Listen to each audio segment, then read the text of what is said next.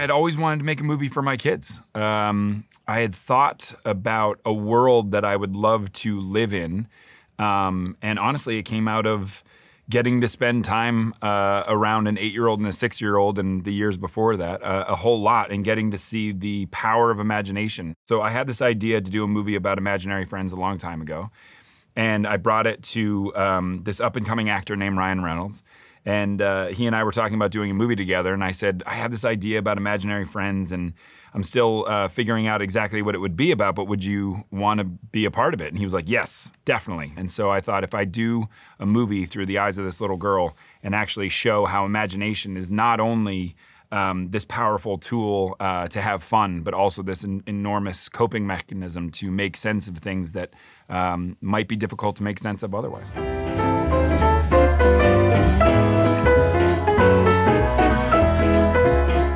Movie is about you step into that theater with whatever was on your back during the day or whatever worries you had, and this movie will not only transport you to a place, a magical place where you can experience something that you've never experienced before, but it'll also allow you to look at the world when you go back out in a different way. And if you have stress, if you have fears, which we all do, it's not about the fact that they don't exist. It's about we can deal with them in a different way, which is more hopeful. So I think for me, if I had one thing I wanted people to leave this movie with, it's hope.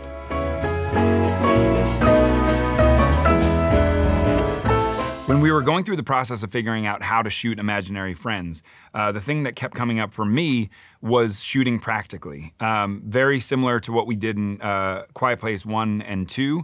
Absolutely, there are CGI elements to the movie, but the more we could shoot practically, the more you believe that those creatures exist in your world, and the same holds true for the imaginary friends. I had no intention of making a wildly green screen, blue screen world that our actors were living in. Instead, I wanted to reverse it and have the imaginary friends live in our real world.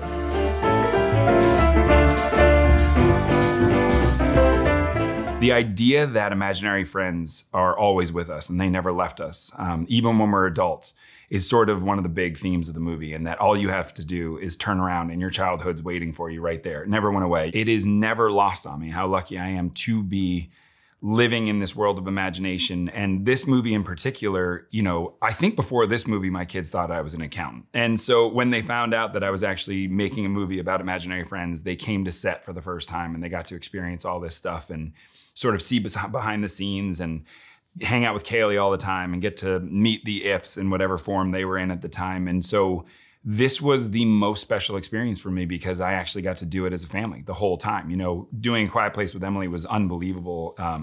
To be married to the star of the movie and get to do that story was incredible. But actually to have your kids involved from the ground up. And so nowadays they're asking, you know, when does this come out and is this done? And when I explain to them that I'm in VFX and, you know, Blue's coming together and he's almost done, and they're so excited about it, as if they're gonna get to see one of their friends that they haven't seen in a really long time.